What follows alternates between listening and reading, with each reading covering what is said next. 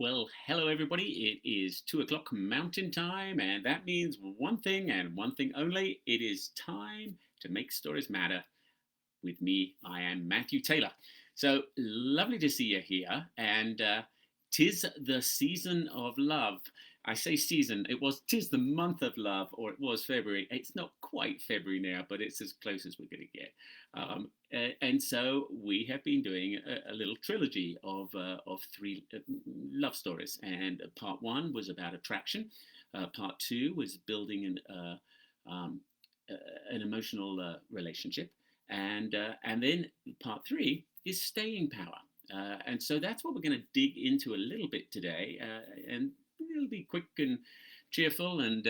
But some of the ideas and some of the things that I've listened to other people about, of once we have that relationship or we find a relationship, how do we allow it to stretch? How do we allow it time to kind of grow? And blossom. And so this can be any relationship, but we also will look at how those relationships that are romantic relationships can kind of last time. So that's kind of our scoop today. Um, so kicking it out. I kind of chatted to different people about it as I've been getting more and more interested in this idea of how story affects relationships, and this idea of people who are trying to date, or online dating, or trying to find people that they want to build an authentic emotional relationship with. And what are some of the elements that story can kind of help people achieve that? Uh, and so story, again, as it's always our guide, will be our guide on this time as well. Um, so say you have now found somebody and there seems to be compatibility of some form. A lot of the pieces that we talked about in those first ones, the attraction, and then especially in building an emotional relationship, will continue, which will be sharing those moments and the details of the moments. So you can continue to find these moments that you connect, and really start to reveal who you are, and allow them to reveal, or your partner reveal, who they are. But then it gets to this kind of time where, now what? How does it go on? And when we're talking about building authentic relationships and lasting relationships, yeah, it would be fantastic if you meet somebody and you're with them until death do you part, uh, which would be fabulous. But I'm really kind of looking at anything over, a few months and things would be starting to be a kind of longer term. And how can you stretch that and stretch, and hopefully it can be a relationship that will last for life. But I'm not kind of saying this has to happen, and that this will always work and this is how to do it. It's all ideas and thoughts, as usual. So obviously, always welcome to having comments and thoughts and ideas, and get hold of me and continuing the discussion. So those one of the things, I've had a business, or business partners with ACE, which stands for an American, a Canadian, and an Englishman. And we've been a comedy group and a writing group for 23 years now.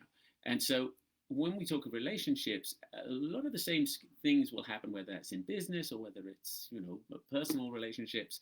It's the same kind of thing. And we spoke about it a long time ago, about how did we stay together? What was it that has made us endure in this kind of incredibly kind of dramatic area of like acting and comedy shows and improv and all of these pieces, and yet we always continued.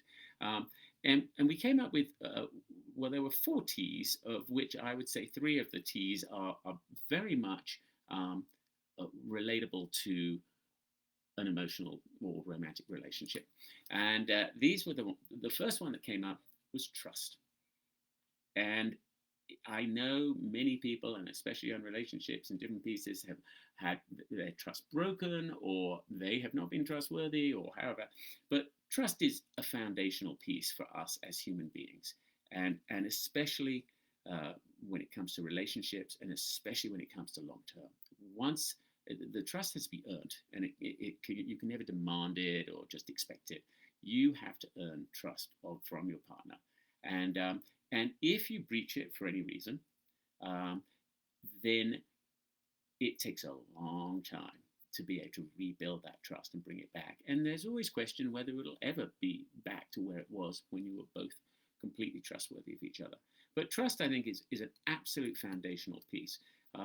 And again, we mentioned about how showing that to people by sharing little stories, because you can't say, hey, trust me. Hey, trust me, I'm a lawyer. It doesn't really work. You know, even if you say, trust me, I'm a doctor, it's like, you've just got to, as I said, earn it. But you have moments where you have been trustworthy, or other stories about it. And you may share ones about how you've had people who have broken trust, and how that hurt you, or it's that honesty that really has to come out.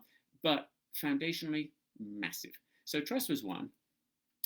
The other one was time, and that is, the longer you kind of have together, the more you can get to know each other and find those pieces that bring you together, and also discover the ones that kind of can grate. And because it's not all swings and roundabouts all the time, but unless you give it time, it's very hard to really kind of sink in and discover all the nuances that will occur. And time is often everything. If you remember, we chatted how, in the attraction, how we can elongate the time by finding those connections very early and being able to do it. And as we get longer into the relationship, it's exactly the same. You just want to kind of stretch it and stretch it and stretch it. I think in the attraction part, we also spoke a little bit about time, on how we are so attracted to looks, and how not to get overwhelmed by and think that that's the one stipulation you're looking for in a partner, because their beauty will grow over time, without a shadow of doubt, as you get to know them deeper and deeper. And so the time element is a big one. And how do you do that? Well, the third T kind of helps, and that's tolerance. It is, you have to be tolerant of each other. You have to kind of not take things too seriously, not to allow things to get too personal for you, or if they are, you have to be able to communicate it. But it's the tolerance that will allow you to have the time, and the time will allow you to build the trust. And at the end of the day, that is, all of those pieces combined is what will allow that relationship to be able to kind of go longer and succeed for longer. So tolerance is hard.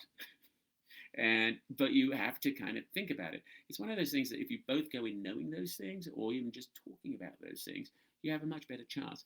And again, it's no different really for business and building relationships with your children and pieces like this. It's the same kind of things that happen. If you remember, we chatted about Gallup and what people look for in order to follow somebody, and the 4 buckets they came up with, which was trust, compassion, stability, and hope. And so these 3 T's really cover those as well, because the tolerance is showing your compassion. It's your ability to be able to allow stuff to wash over you and not get triggered and fly off the handle every time, and to be able to work things out. There were other pieces that popped up frequently as well. And for the ACE one, we had the 4th T I'd kind of mentioned, which was talent.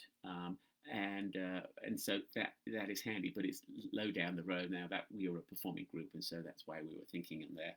But when you think of talent as yourself, there's also a really important part to think about, because it allows you to do what you need to do, because you've got to be happy. It's hard for you to make anybody else happy if you're not happy yourself. And usually happiness comes from this feeling of worth, and the fact that you're doing something that you love to do, something you have passion about. And if you don't have that, like in your work world, you sure need it in your, private world. But finding those, so thinking of talents maybe as you love mountain biking and you're a good mountain biker, or you know everything about dinosaurs. I don't know. Anything could be the talent, but having that ability to have your own interests as well, and not everything has to combine. I think that's a huge part which helps on that tolerance, is that you need to be curious still. You need to have your own lives, even though you maybe are now in a relationship. That doesn't mean you you are tied and everything has to revolve around that all the time. So keeping those kind of moments to give each other breathers, I think is kind of a huge part. Here's one that came up a ton when I was chatting to people, and that was a sense of humor.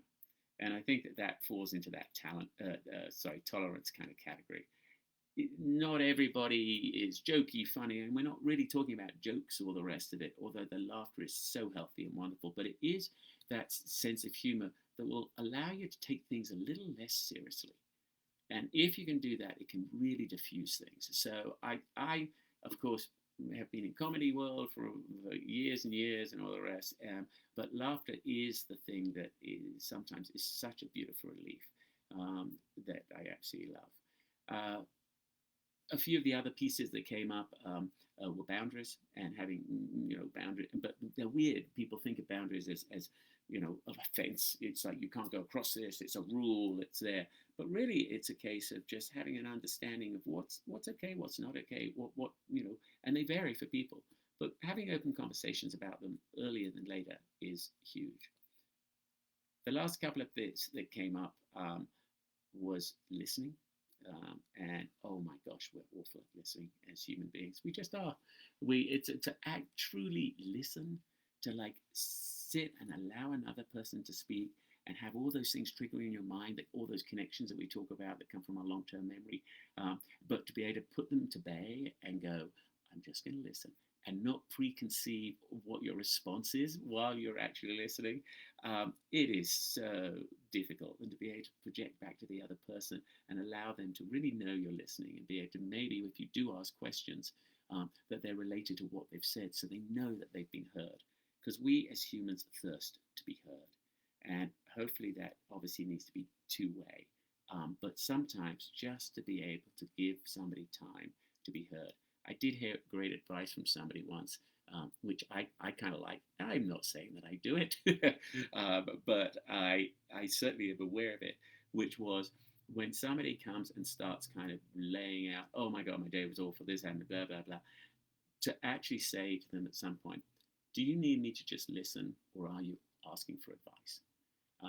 And it's amazing the number of times where people will go, oh, I just need you to listen. And I'm like, great, I know what my role is right now. I'm not going to give you, because we are fixers. We love to puzzle. We love to try and help other people, especially people we are fond of. And sometimes it just irritates them. I know with Susan, with my wife, it's like there are times definitely she just needs to get this out and off her chest. And she does not want Matthew's little pearls of wisdom thrown in there. It's like, just shut up and listen. So that was it. This is the last one to take away. A dear friend of mine, Paul Orris, when I asked him his very first one, I said, what was it that kind of makes a relation kind of last? And he's been married to Linda for many, many, many years. And he thought for a second, and then he goes, a great deal of kindness. And I was like, that's it, a great deal of kindness. And if you do that, and of course, anytime you do things like that, it comes back to you usually in multiple folds. So these are some ideas on that. While I was thinking about this, I noticed my wedding ring. And I'm not sure how it'll come out. Oh, here it is. Okay, let's see. Can we get it?